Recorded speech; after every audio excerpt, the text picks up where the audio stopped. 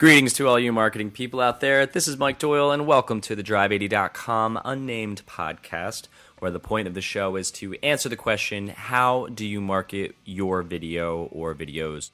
In this episode, we talk to Raleigh, North Carolina's very own Myriad Media. The guests are Will and Jed from the company. A little bit about Myriad. They are a group of laid-back folks who take their work more seriously than they take themselves.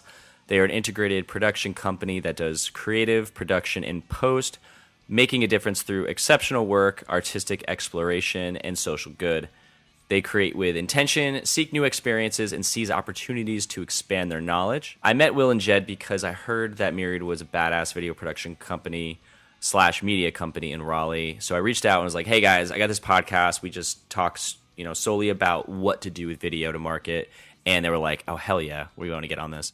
Make sure you check them out at myriadmedia.net. Some of the topics in the show that we touch on are why the most important people are the audience and not the client when it comes to the marketing pieces, why creating and adding micro media to your main video content is effective, how Myriad likes to document the process of making videos for their clients so they can use that as content and grow extra awareness for their clients, why you should use closed caption on Facebook videos because there's people out there who like to watch video with no sound, and a ton more. Before we begin, please subscribe to the podcast, and if you're watching this on YouTube, please comment below with any questions, like the video, subscribe to the YouTube channel, and share this with anyone you think will get some marketing value out of it. Just to throw some love out there, this episode, even though they don't know it, is brought to you by Sendlift.com.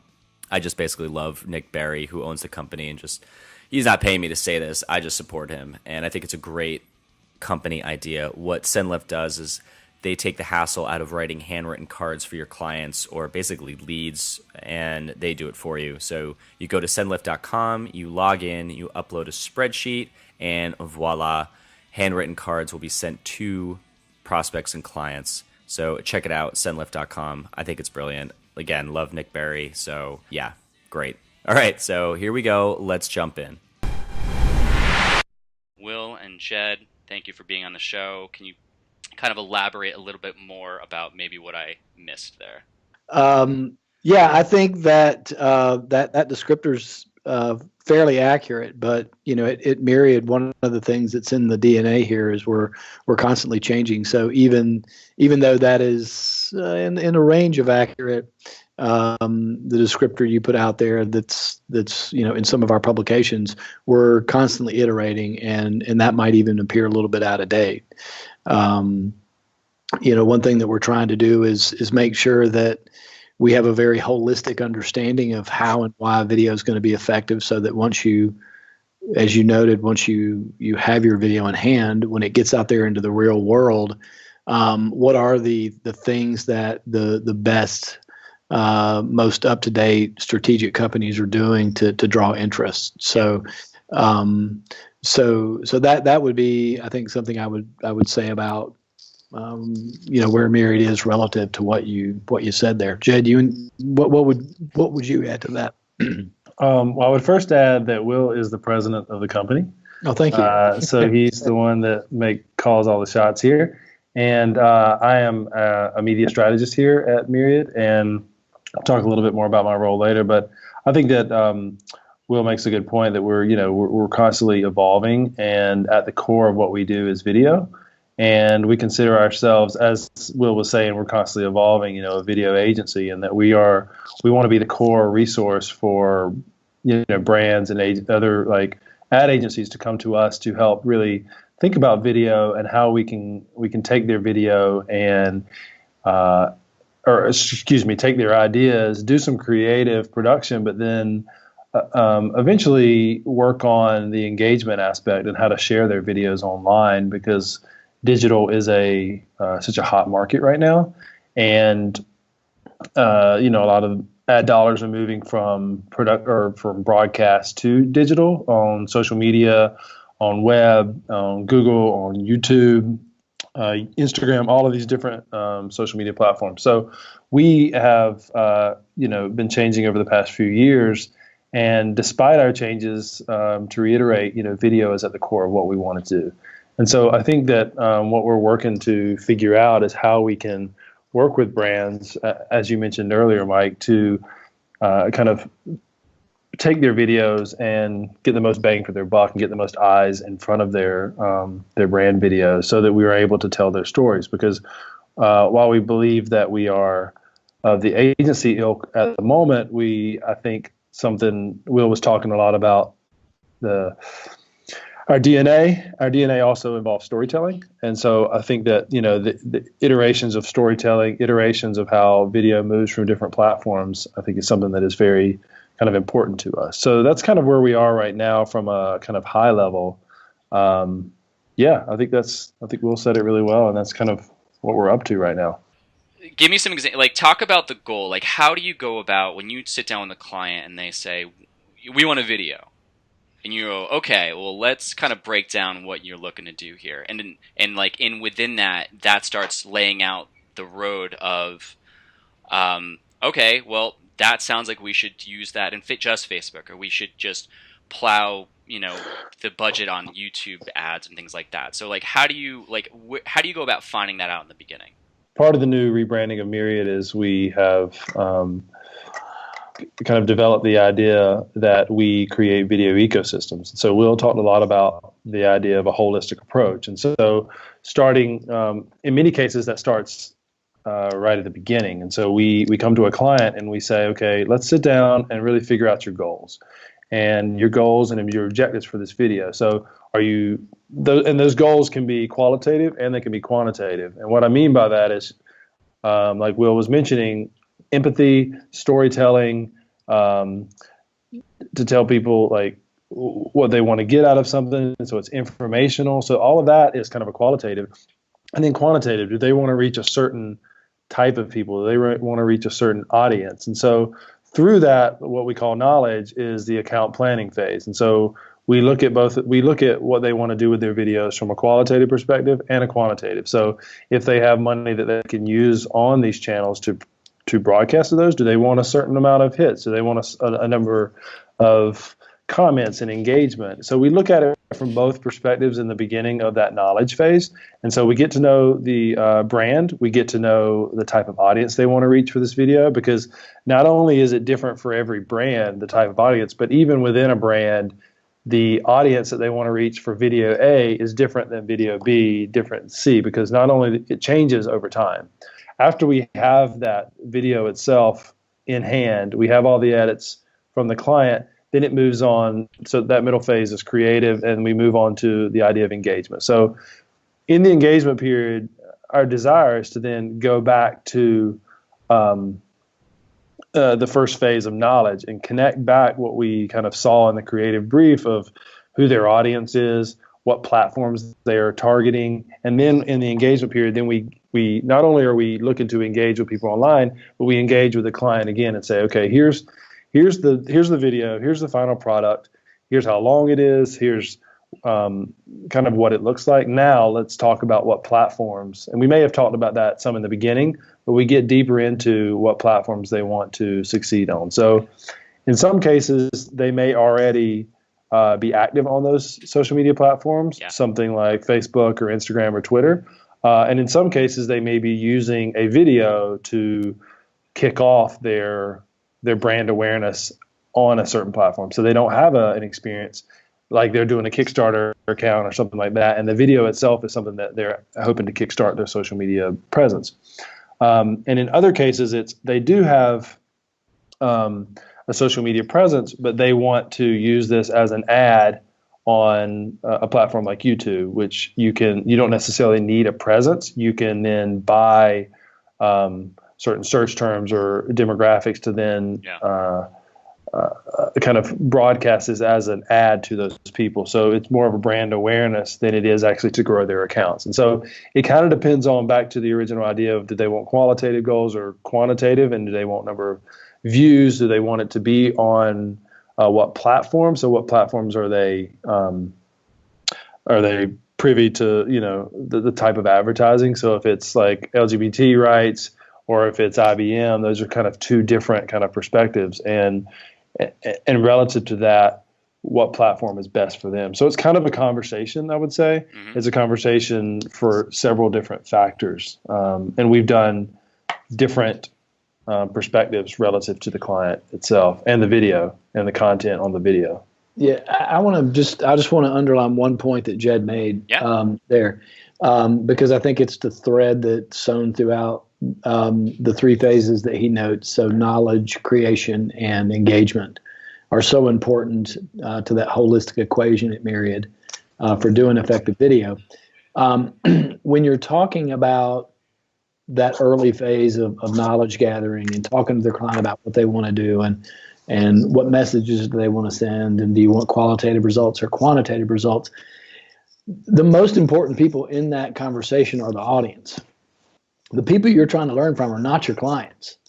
Right. The clients are awesome and we love them, but the people who know the answer to what's going to move someone, the people who know the answers to what media buys to make at the back end are the ones you're trying to reach. Yeah. So I think empathy, Jed used the word empathy, and I think it's absolutely spot on appropriate. I would orient that empathy towards the audience as deeply as you possibly can. Yeah, 100%. I mean, that's really good too. Some of your clients are guessing what their clients want, and they're not really sure how to speak to the pain points of why they're buying from them, or like how they can get them to do certain things. Like, let's say if you did want to get, if a client did want to get engagements on social media, and they were like, we really want to get a lot of views, or we really want to get a lot of comments or likes. It's like you really have to have them know, like, well, why is that important to you? And they say, well, we know because of this metrics lead to sales, or bigger conversation leads to a lot more reach, and we know that because of past experiences, and this leads to us getting more business. Let's take like a real life scenario where you've done all of this, you've produced the video, and now it's right in your hands, and you go, all right, Mr. or Mrs. Client, this is what we're going to do with it. And then what has happened? Yeah, Jed, this might be a better question for you, but one that occurs to me where we really tried to understand what was going to move the audience. I mean, what was going to kind of make them either laugh or cry. A really good one was the Equality NC piece. And yeah, totally. I think that what we did with Equality was basically, it was a get out the vote campaign, and we, in 2016, voting and voting audience was a big conversation. And so we work with them, we work with Equality NC to put together a video that would speak to the audience that they wanted to speak to, which, as everyone's trying to connect to these days, the millennial audience. And so we put together a fun video that had a very, maybe it was a little controversial, but it also had a very kind of peppy, kind of appearance and vibe to it, and had a bunch of young people in it. And so what we did with them was we made this 30-second commercial that we then put out on several different channels, and then put some money behind it. And, it had, in just several days, it had like over 4,000 reactions and shares, and over 200,000 views on Facebook alone. And so we saw that it was getting a lot of traction. And so that's something that we targeted a specific audience for that, in certain urban areas. We listened to the client in this case, and they said, these are the type of people we want to reach. And so we were able to dig into the metrics and the back end of the social networks and just say, hey, these are the people we think are going to share it. And so we want to make sure that, there's a difference in like preaching to the crowd and finding new avenues for these videos, because we don't want to just show all the people that were interested in equality NC. We want to reach new people and attempt to move the needle, in this case, relative to voting rights. And so I think that project is a great place to start this discussion of how we were able to, get a lot of views in a really quick time, and not only the views themselves, but the engagements and the reactions and conversation and comments that happened from that. There was hundreds of comments, just in several hours after that video was released. Not only because it was a little controversial, but because it spoke to a lot of people. But then we also worked with Truth and Vans on a project last year that got a lot of great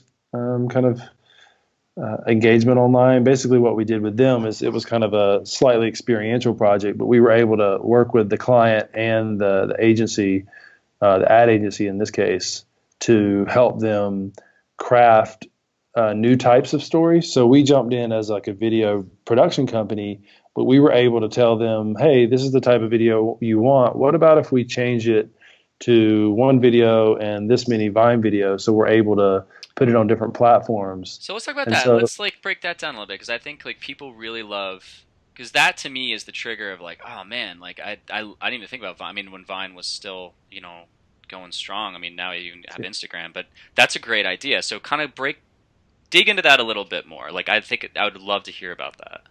yeah, so what we've considered, and this is something that we've talked a lot about over the past 2 years, is you've got the core video that you're kind of producing. We call it the hero video in many cases, but then you can have this kind of peripheral support media that can kind of go out on these social media platforms to help tell the story. We call those pieces micromedia, and basically there's short hits that you can put out to tell parts of the story that you're missing or that are maybe cut from the hero video itself. So in the case of Vans and Truth, we're able to get, in that case, it was an artist painting a mural that is also creating a shoe and that matches the mural. And so the spot that we created that was shown in a bunch of Journey stores to help sell the Vans shoe is kind of a formal, it shows him painting and doing these, but it doesn't have a kind of personable aspect. So then the Vine videos that were created have more of a like, Kevin Lyons was the name of the artist, of him like talking and kind of talking to the camera. And so it has a more personable kind of approach, which is what's really good for social media and Vine and these other kind of platforms. Whereas a spot, like a 30-second spot that you need to show in Journeys, that doesn't necessarily it has to look beautiful from a distance. It needs to attempt to sell shoes, not see how quirky Kevin Lyons is as an artist.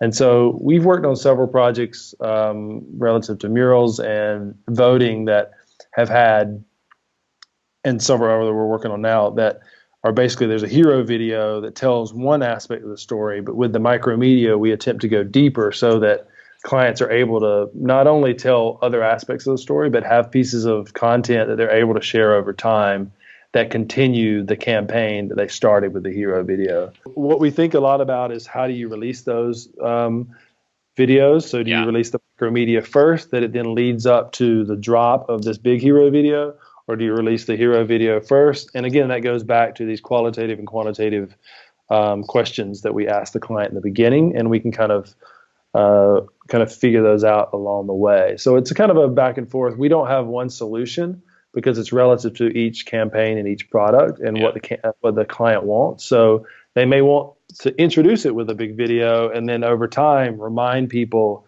of this campaign that they've created for their product or their brand over time. Do you kind of have like a bucket of different outlets out there and media where you say, when in keywords in a discovery meeting with a client, they say things like, we really want a personal approach, we want audience engagement, and you start going, okay, great, Twitter, Instagram stories, Snapchat, blah, blah, blah, like Pinterest, like these are what we find to be the personal outlets. And then they say, we just want a spot that's just right in front of people's face. We don't really care about the personal aspect. We just want to show people and just get in front of them. You go, oh yeah, perfect. Then that could just be a Facebook ad. That could just be YouTube. Like, do you do that? Or is it more of like a mental thing where you're like, does that make sense? Yeah, it totally makes sense. I think it's more of a mental thing at the moment. Yeah. Because there's just so many, even your statement is like, you mentioned so many networks or platforms that people can advertise on now. Yeah. That to make a matrix of all of that, like a flow chart, if you want this, then go over to this. If you want emotion, go to Instagram stories, or if you want, just quantitative results, put it on YouTube and put a lot of dollars behind it. So I would say it's more of right now in our head, but that's something we're developing as we do more projects and we have more clients saying, okay, we have a video, now what? So I think it's a good point, though, that like you can create this flow chart of where a client can go relative to what their needs and goals and objectives are. Yeah. So to pick up on Jed's point earlier about all the various places that you can share these different share your videos from Vine to Instagram, Facebook, etc. One thing that Jed and some other colleagues here at Myriad who are leading is that we believe that the most effective video is not going to be limited to that digital space.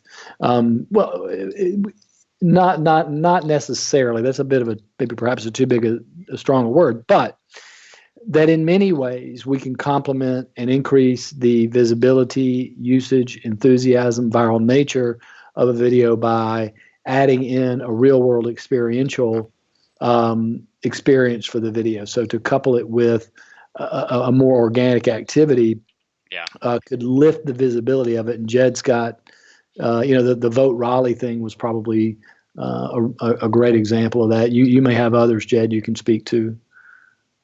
Yeah, I think that we're definitely working on that with several clients. We worked with Prius, Toyota Prius this past year they were doing one way, they had a campaign in mind that they wanted influencers to take photos of their car around the Triangle area. And we kind of came and said, hey, what about if we do a video? And then they're like, okay, cool. What is your idea? Well, we're going to do something really crazy and drive around 440 for a full day. And then video, film that. And then we're able to not only are we able to bring awareness after the fact, but we were able to bring awareness during the campaign itself by telling people and photographing and putting stuff out on social media during the time. Yeah. So that builds the storytelling. And then afterwards, we can kind of recap it. We make another video. We were able to then use that video to push out and then on our own channels, and we give it to the client, and they're going to use it as part of their campaign coming up this year. So it's actually something that they didn't even expect to get in the beginning, and we're able to come up with new creative ideas.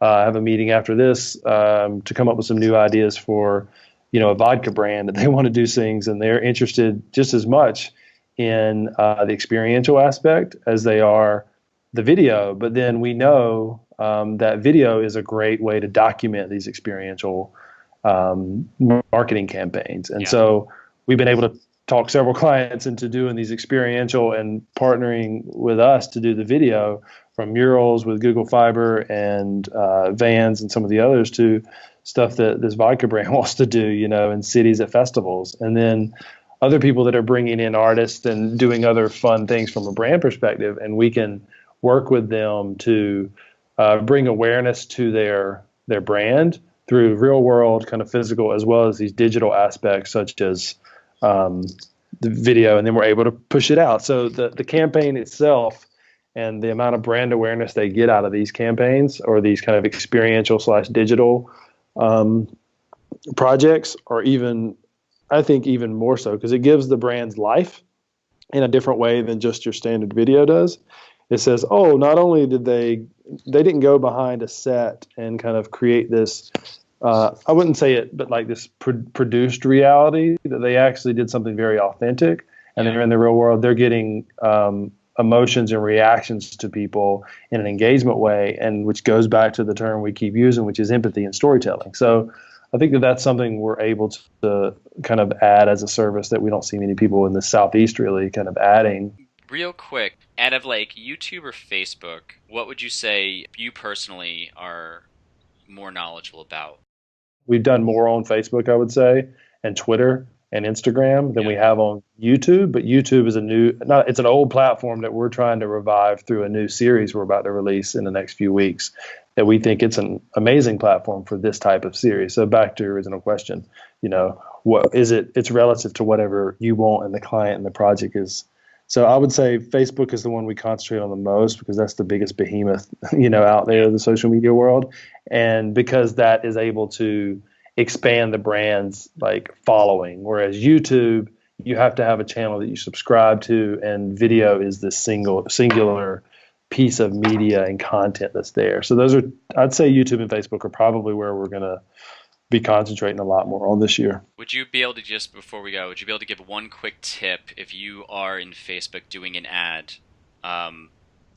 What would be the one thing you would say to somebody, like, make sure you do this, or this is a helpful tip if you are going to do a video ad on Facebook?